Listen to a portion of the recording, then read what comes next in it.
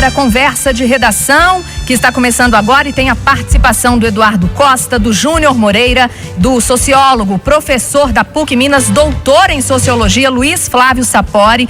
E você, ouvinte Itatiaia, também pode participar dando a sua opinião pelo nosso WhatsApp, que é o 999967074. Mande uma mensagem de texto com seu nome, bairro e cidade que você mora.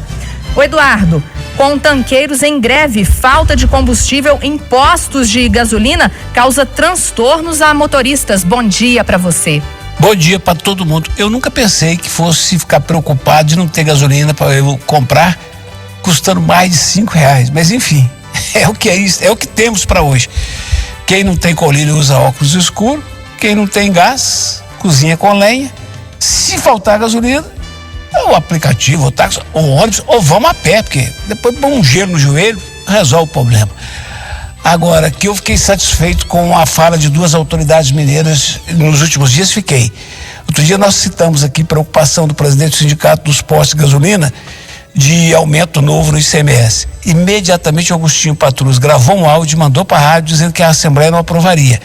E ontem o Zema falou o que eu gostaria de ouvir de todos os governantes, que não tem espaço para novos aumentos de nada em Minas. Ele falou, o nosso ajuste é pelo corte. Isso mesmo, governador, já era hora de eu escutar isso de alguém. Ô Sapori, será que a gente vai passar por aquele caos de novo da falta de abastecimento, corrida nos postos, fila, confusão? Bom dia. Oi, Aline, bom dia, minha amiga, Júnior Moreira, Eduardo Costa, ouvintes da Itatiaia.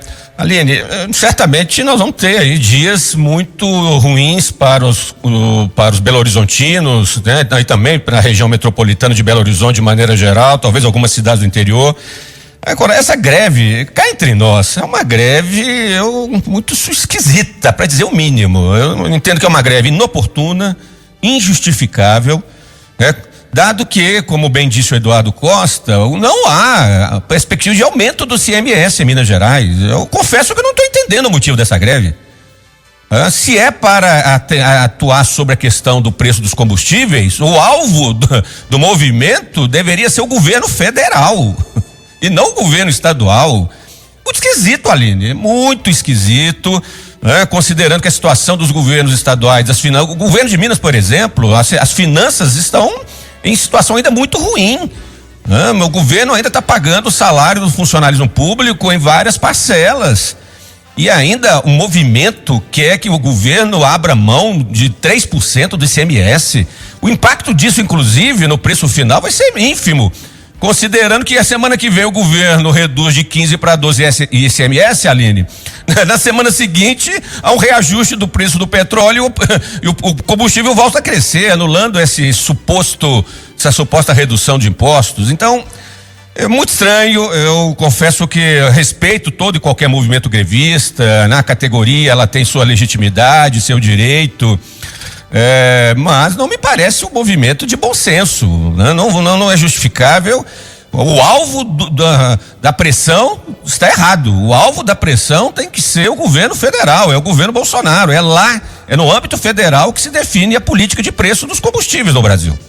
Ô Júnior, o Carlos, nosso ouvinte lá do Riacho, falou que em Contagem já tem posto que está sem álcool. O Cléber Ribeiro também informou isso aqui no jornal, né? Pedro II, aqui pertinho da rádio, alguns postos já sem combustíveis. Pois é, Aline, é interessante essa informação de hoje, porque eu já entrevistei diversas vezes o Urani Gomes, que é presidente do Sinditank, e sempre, vai ter a greve, vai acontecer.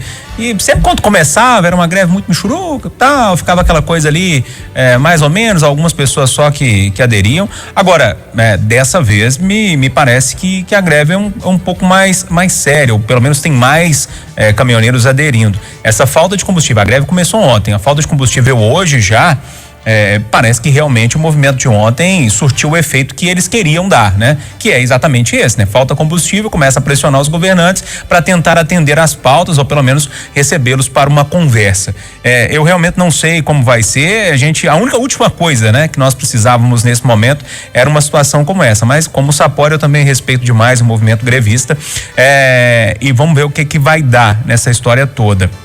Eu, de verdade, ontem eu tentei conversar com alguns amigos caminhoneiros, inclusive alguns que transportam combustíveis, e o que eu fiquei sabendo, pelo menos o que eles me passaram, que o transporte de combustível é um pouco diferente, né? Hoje nós temos com o caminhoneiro que tem o caminhão de carroceria, tem muitos autônomos. No caso do tanque, grande maioria, segundo esses interlocutores que eu conversei, eles são de empresas, pequenas empresas, que tem 5, 6 caminhões, então parece um movimento muito mais orquestrado, muito mais fácil de funcionar, e a gente tem que esperar para ver o que vai dar. Agora, ontem passava a tarde na Tereza Cristina, filas em diversos postos, e hoje essa informação do Clévio que vai faltar combustível. Se hoje já está assim, 2 dias de greve, amanhã vai ser um dia bem complicado para quem não tem um tanque cheio. Ô Júnior Moreira, Aline, se me permite, claro. O Júnior Moreira está tirando a minha dúvida, então o Júnior confirma que eu suspeitava, é muito mais um movimento empresarial do que de pequenos proprietários, né, de pequenos empreendedores, proprietários de caminhões. Isso estava na sinalização, Júnior Moreira. Ou seja, do meu ponto de vista, isso deslegitima o movimento, do meu ponto de vista. Aí reforça o meu argumento. Uma greve inoportuna e injustificável. Ô Sapori, e a tragédia de Mariana, né, parece que realmente não tem fim. A Fundação Renova agora não vai cumprir o prazo para entrega das casas aos atingidos, Sapori. Fundação Renova, acho que Eduardo Costa gosta muito da Fundação Renova. Meu Deus do céu, Eduardo, a gente... Renova a raiva. A Renova é impressionante, Aline. A Fundação Renova foi, né, uma estratégia, eu diria, muito inteligente, né? Da Vale, da BH Billiton, né, de retirarem as marcas das mineradoras, né, dos efeitos perversos da tragédia mariana, né, como transportando para uma entidade outra, né, com uma suposta fundação autônoma, o compromisso de ressarcir todas as famílias, os municípios que foram, né, prejudicados pelo rompimento da barragem. Mas tá cada vez mais claro que a Fundação Renova, essa estratégia, ela está prejudicando, né, efetivamente as mineradoras. O nome da Vale, da BH Billiton, não tem como ser ignorados. São as empresas por trás dessa incompetência, dessa inaptidão, né, dessa incapacidade da Renova de atender, de cumprir os prazos, as metas definidas. Então, mais do que nunca, as críticas são pertinentes, as cobranças têm que ser feitas sobre a entidade. Agora, eu vejo com preocupação e não estou convencido da intenção do Ministério Público de Minas Gerais, que anunciou, acho que foi ontem, né? Nos últimos 2 dias, se não me engano, Júnior Moreira, Eduardo. Foi ontem, né, Júnior? De propor à Justiça a extinção da Fundação Renova.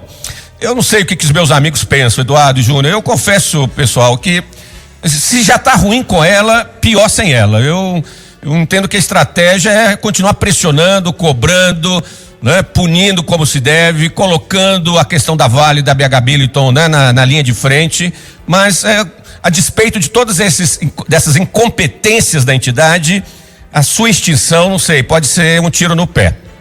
Concorda com o Sapori, Eduardo? Eu francamente, eu preciso conhecer mais detalhes da destituição, né, ou do pedido de extinção. A única coisa que eu tenho certeza, Aline, é que Mariana não está fora da curva. Mariana repete Gamineira, repete Viaduto da Pedro I, as nossas grandes tragédias, o crime de Unai, todas as grandes tragédias que ficam como dantes do quartel de Abrantes. O que está fora da curva é o acordo da tragédia de Brumadinho, e eu me refiro a danos causados ao Estado. Sempre é bom frisar isso, para não deixar de lado as vítimas que terão seus casos individualmente tratados e a questão criminal. Mariana repete, nós estamos no país da impunidade, dona Aline, e a prova maior disso é que os esforços da nossa Câmara dos Deputados em Brasília nesse momento são para mudar a Constituição da República e aumentar a blindagem sobre os senhores deputados. Ô Júnior, o nosso ouvinte aqui, Anselmo, do bairro Planalto, diz que não acredita que seja incapacidade da Renova, não. Então é incapacidade de quem? Pois é, Aline, olha aqui. O prazo era março de 2000. Vamos lembrar lá. A tragédia foi em novembro de 2015, não é isso? Se eu não tô com a memória ruim. Isso. Eles tinham até 2019 para entregar. Gente, escuta só. Ninguém tá pedindo muito, não. Vale, BHP, precisa repetir os nomes, Samarco, porque a Renova foi feita para isso, para esconder os nomes dessas empresas, e eu acho que a única coisa que eu posso fazer é repetir o nome delas mais algumas vezes. Vale, Samarco e BHP. Foi feita para esconder, mas é bom a gente repetir. A gente não está pedindo muito. A lama da Vale, o crime que aconteceu em Brumadinho, arrastou casas, a morada das pessoas. Como lá o seu apartamento, como a sua casinha, como, enfim, o barraquinho que você mora, como se for a mansão que você mora, arrastou a sua casa. Eles tinham 3 anos, mais ou menos, para entregar as casas, gente. Casa, para a pessoa morar, lugar que a pessoa morava, que foi destruído por uma lama da empresa. Eles não conseguiram entregar em 3 anos. Passaram isso para agosto de 2020, não entregaram, agora fevereiro de 2021 não entregaram. E o problema é que a nota que chegou pra gente aqui não fala nem um novo prazo, né? Ou seja, essa empresa, essa tal de Renova, essa fundação, ela foi feita para não funcionar, continua cumprindo o papel. O segundo papel dela era esconder os nomes da Vale, da BHP e da Samarco. Só que eu, enquanto eu estiver no microfone da Itatiaia, eu não vou deixar o povo esquecer que essa fundação Renova, de novo, tem por trás Vale, BHP Billington e Samarco. São essas as empresas culpadas por tudo que está acontecendo lá em Mariana e pelo sofrimento que até hoje eles continuam fazendo com o povo de lá. Ô Eduardo, e com o agravamento da pandemia e o aumento na ocupação de leitos de UTI, o Brasil bate recorde de mortes diárias pelo coronavírus. Ao todo, Eduardo, já são aqui no Brasil mais de 250 mil mortos. Negócio espantoso, né? E pensar que isso tudo começou como começa um grande terremoto, né? Um ventozinho vindo lá da China e a gente daqui e dali, e a coisa vai tomando proporções inimagináveis. Agora, mais recentemente, essa segunda onda, que eu creio ser muito mais fruto da nossa indiferença diante da pandemia, né? Impressionante. A notícia boa é que Israel, que tem outro tamanho do ponto de vista geográfico, físico, populacional e de governança, já atingiu um patamar de vacinação suficiente para dizer que a vacina funciona. Então é rezar para que as vaidades, a incompetência e as disputas eleitorais destravem a vacina para ir chegando, para a gente acabar com esse tormento. Não vejo outro caminho não, dona Aline. E você, Sapori? Aline, eu estou muito preocupado, confesso, muito preocupado com os últimos números, com o que se apresentou ao longo dessa semana no Brasil. Segundo os levantamentos que estão sendo hoje apresentados, né, nos principais meios de comunicação do país, 15 estados do Brasil já estão numa situação muito, quase de caos na saúde pública, Aline, né, com o esgotamento dos leitos de UTI, 15 estados. Norte, Nordeste e Sul do Brasil. A situação do Sul do Brasil, Júnior Moreira, Eduardo, não sei se vocês estão acompanhando, é gravíssima, né? Rio Grande do Sul, né? Impressionante, Júnior Moreira. Santa Catarina, Paraná, Eduardo. São Paulo também, a situação de São Paulo não é cômoda. Minas Gerais ainda, a gente pode achar que nós somos uma ilha de tranquilidade, mas não é tanto assim não, né? O norte de Minas não está bem, Triângulo Mineiro. Olha, sinceramente, Aline, é um momento de preocupação que todos nós, cidadãos, temos que, mais do que nunca, nos precaver, assumir os compromissos com a higiene pessoal, com o isolamento, né? Mais do que nunca, a nossa parte tem que ser feita. Agora, é mais um sintoma nós estamos pagando o preço de uma incompetência do governo federal, principalmente, do negacionismo do governo Bolsonaro, da omissão do governo Bolsonaro em relação à pandemia. A gente tem que colocar os pingos nos is, gente. A verdade tem que ser dita. Isso não está acontecendo, não é por acaso. Nós poderíamos estar numa situação menos pior, principalmente se tivéssemos num ritmo de vacinação mais avançado e tínhamos condições para isso. Então não é uma perseguição pessoal, não se trata, né, de fazer uma crítica aleatória. É claro, é nítido que o principal responsável pela situação, e agora com essa nova cepa do vírus se disseminando, né, país afora, o governo Bolsonaro é o grande responsável. E a gente ainda é obrigado a ouvir, e eu vou te passar a palavra, Júnior Moreira, a gente ainda é obrigado a ouvir o presidente ontem, né, fazer críticas aos usos da máscara.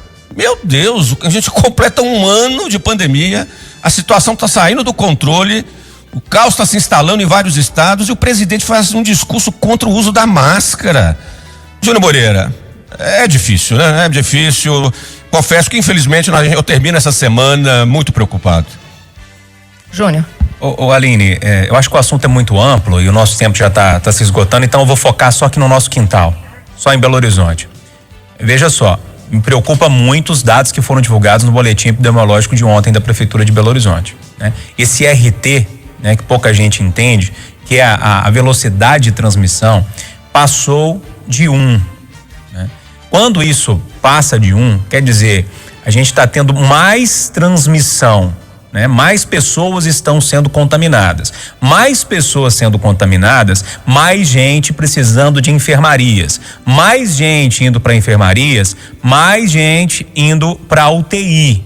Né? Então, o momento que a gente está vivendo em Belo Horizonte, e esse dado tal do RT, é um dado que a gente precisa ficar de olho. E ele entrou em alerta amarelo, né? Do jeito que está indo, daqui a pouco, 1, 2 semanas, a gente vai ver Belo Horizonte fechada novamente. E isso depende muito agora do nosso comportamento. Mais uma vez, eu entendo todas as críticas aos políticos e faço muito aqui, mas nesse momento o nosso comportamento é crucial para daqui a pouco, repito, 15, 20 dias, a cidade de Belo Horizonte não esteja fechada novamente.